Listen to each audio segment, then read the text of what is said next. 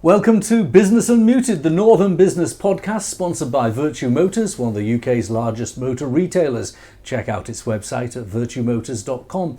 I'm Graham Robb, the owner of Recognition PR. 70 plus clients we represent have around £6 billion of turnover, 30,000 staff between them.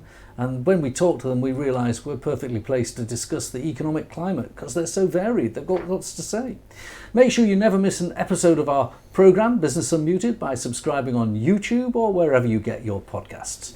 In the studio today, we've got Tim Bailey, Head of Practice at xsite. xsite is xsite Architecture, and it's a design service based in Newcastle.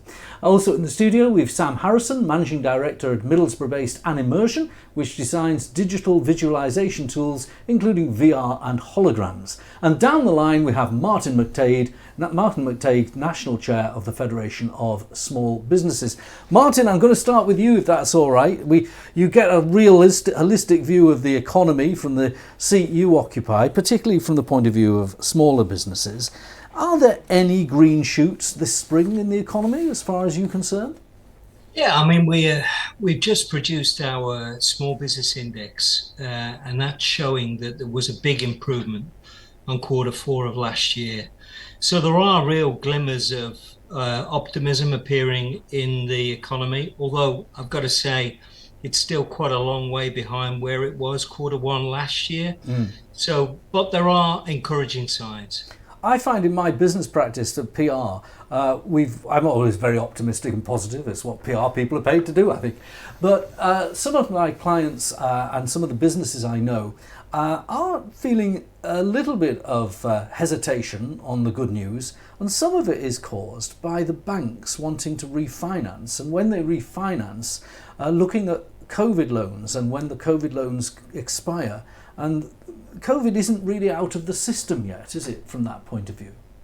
No, there's a big hangover of COVID debt. There are people who hadn't borrowed previously, but came into the COVID period and felt they had to survive, and they are still paying down those loans. And that means there's less money available for investing in productive activities. I think the government knows that, but it's trying to make sure that it steadies the ship as far as the economy is concerned. I was talking to a company, a reasonably sized company as well, whose regular bank finance loan needed to be re-engineered because it had come to the end of its term in May, and its COVID loan was coming to the end of its term in December. And the bank was saying, well, you can refinance, but in the period of the new refinancing, your COVID loan comes to an end, so you've got to refinance that as well. And they were being a little bit difficult on the ability of extending the COVID loan as well, because if you've got a loan that expires at Christmas, you can notionally extend it if the lender agrees. Do you think banks are being as reasonable as they need to be over those loans? Well, they don't have a lot of flexibility when it comes to the COVID loans, because you have rights under the pay-as-you-grow regulations, which mean that you can go for an interest-free period, you can go for a capital holiday lasting 6 months each, and you can also extend the term of the deal to 10 years from 5 years. So there is a lot that you are allowed to do with or without the bank's permission.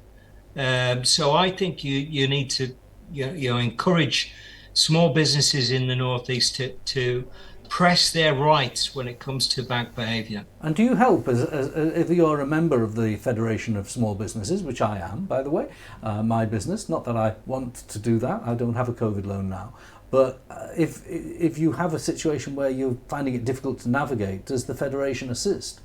Absolutely, yeah, that's what we're here to do.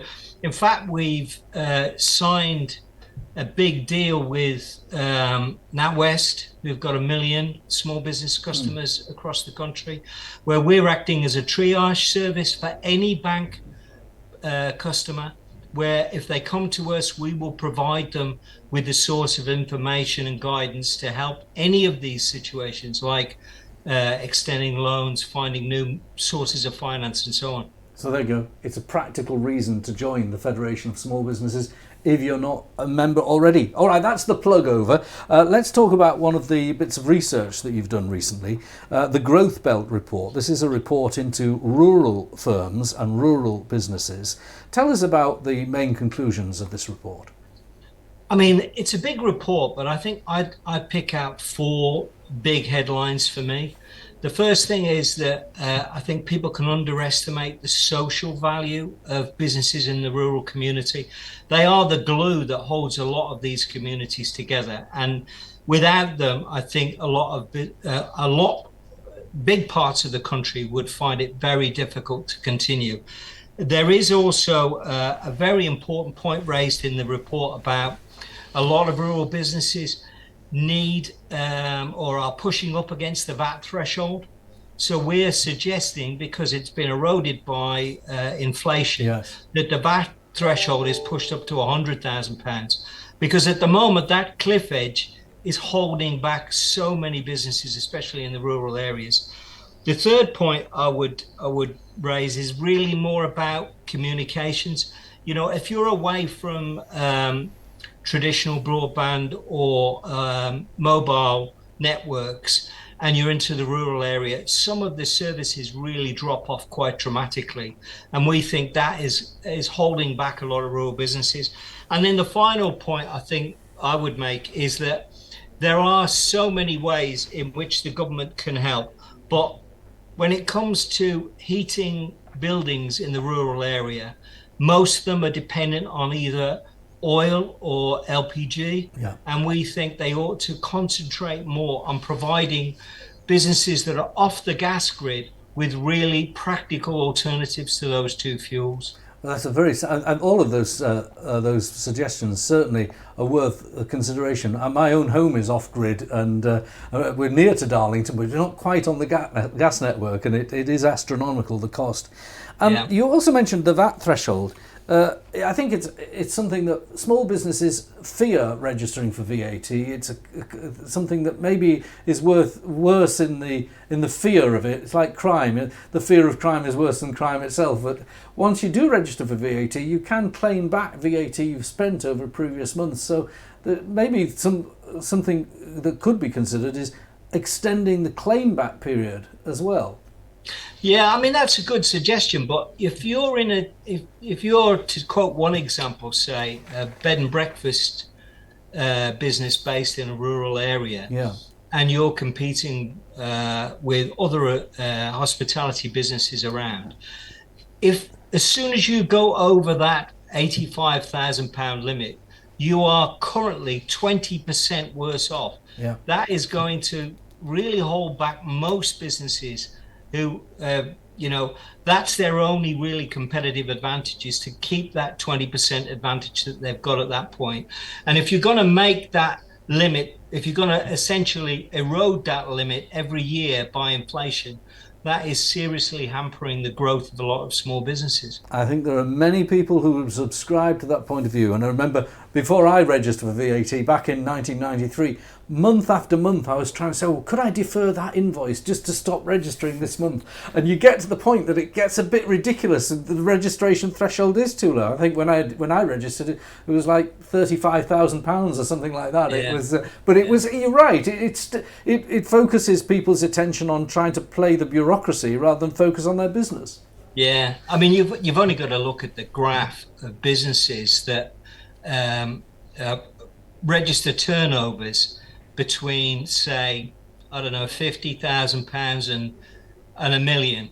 And there is this enormous spike at 85,000 where people just hold back and they don't want to invoice another penny, because 1 penny over that limit and they're suddenly into the VAT threshold. Yeah. Okay, well, Martin, that's a fantastic explanation of the report, and I think there'll be many people watching this podcast or listening to this podcast who have businesses that are based outside of towns. And rural area doesn't necessarily mean the Yorkshire Dales or the Yorkshire Moors. It can just mean outside of the main conurbation, can't it? Absolutely, yeah, absolutely. And it's true that, say, in an area like Darlington, where you don't have to be very far outside the main town before you're off the gas grid, before you find that you've got poor road and rail services.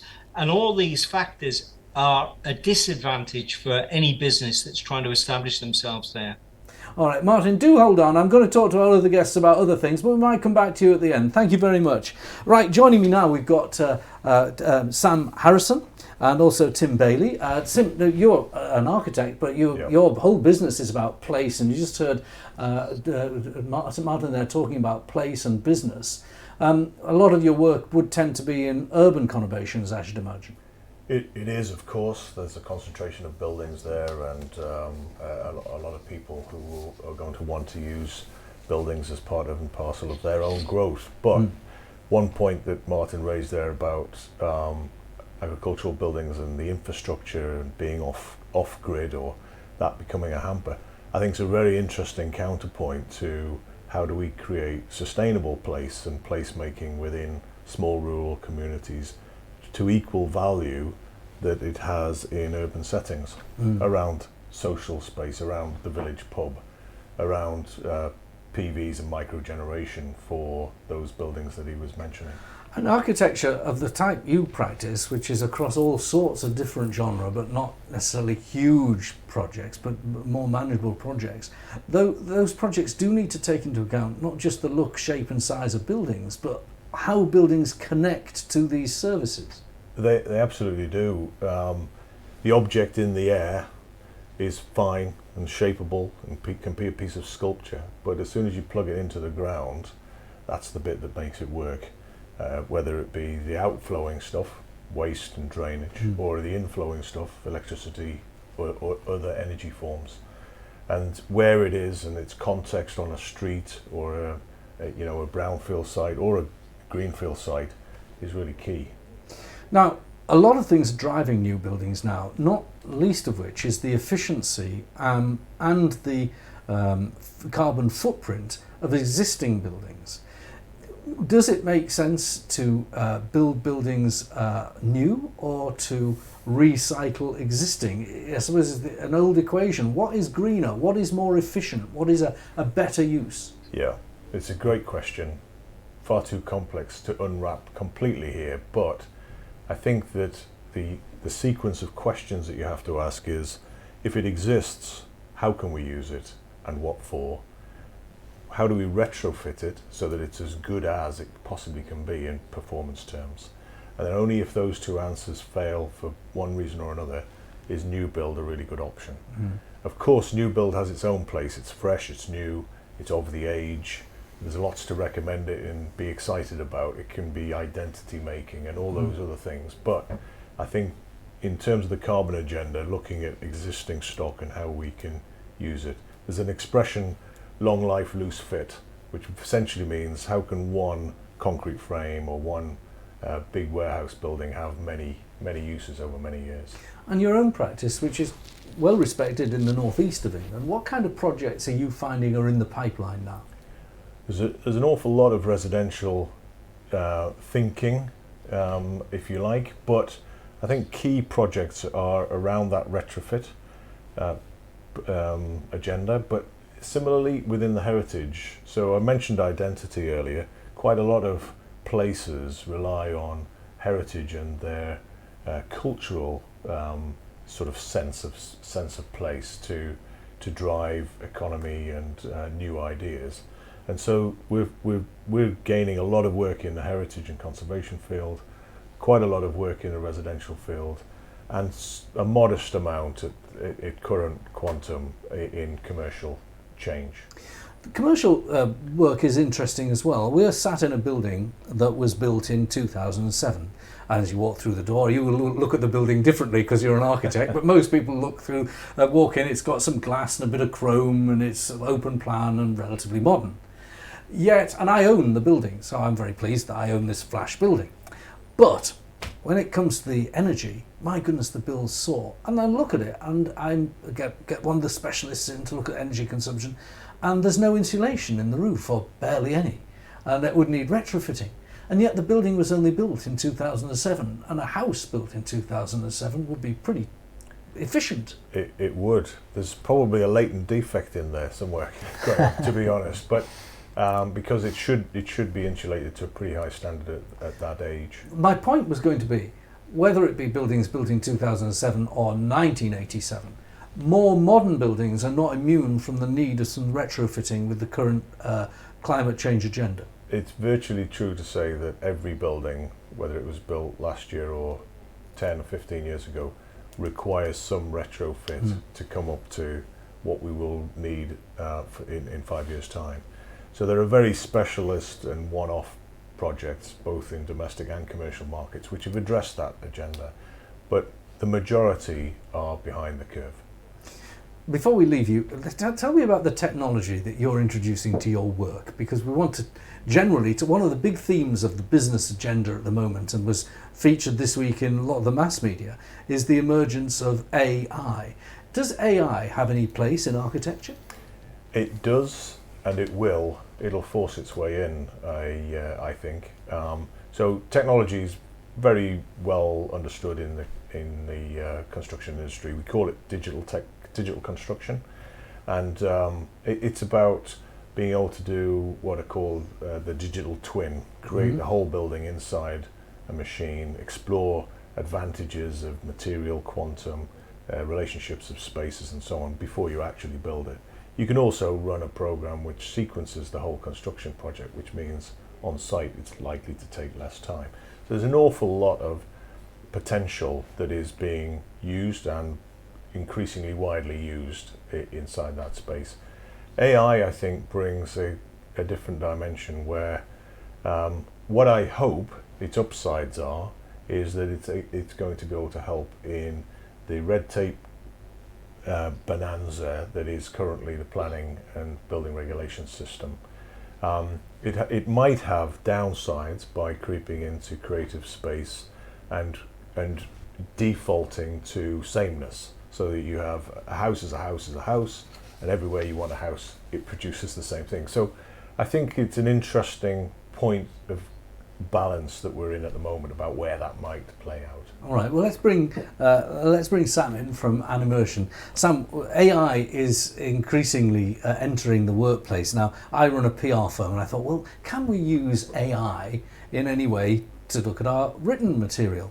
And then today it was announced that the Screenwriters Guild of America have gone on strike. And there are chat shows in America that will have no jokes tonight because the screenwriters are on strike. And one of the things they're objecting to and they want limitations on is AI writing scripts and writing jokes.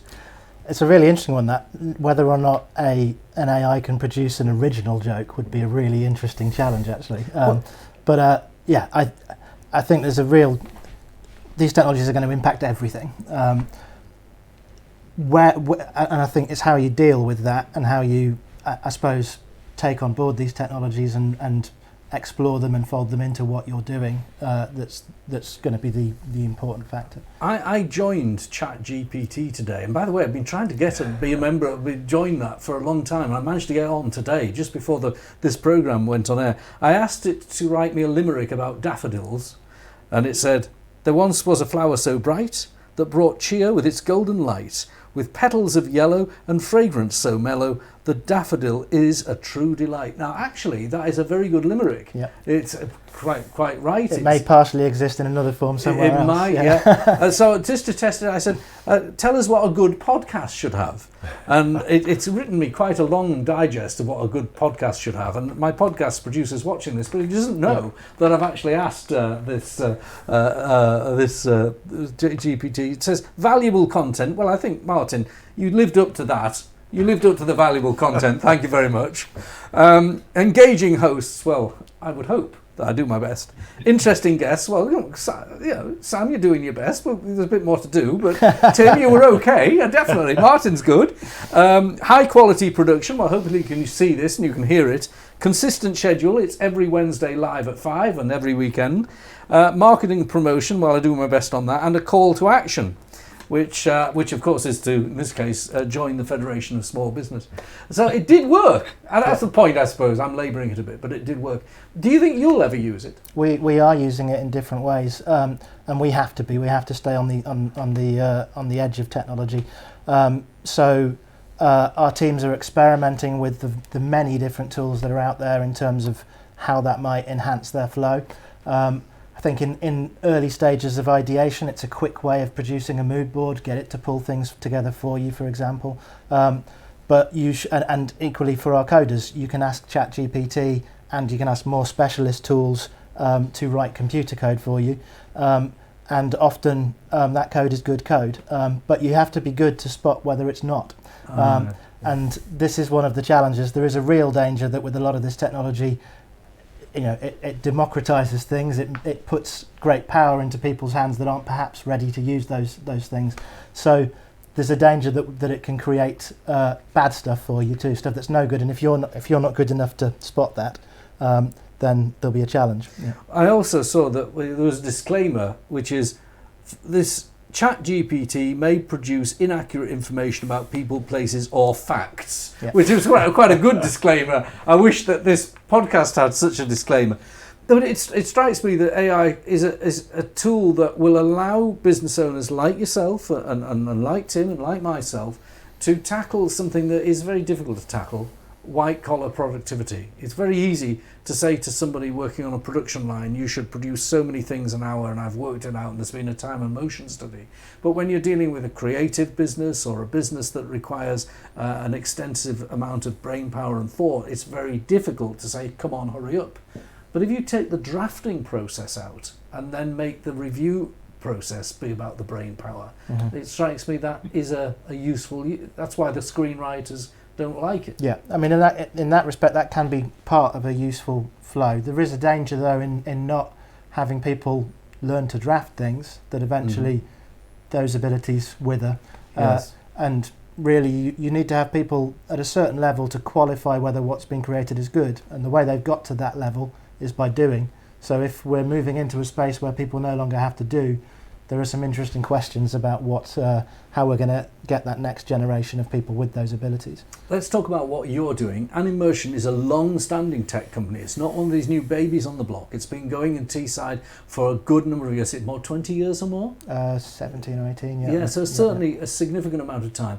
Now, at first it was all about virtual reality headsets and designing stuff that goes in them, but it's moved on beyond that. Tell us the latest iteration of your products. Okay, so we're still doing lots of work with industrial customers, but we're doing ever more in the education space.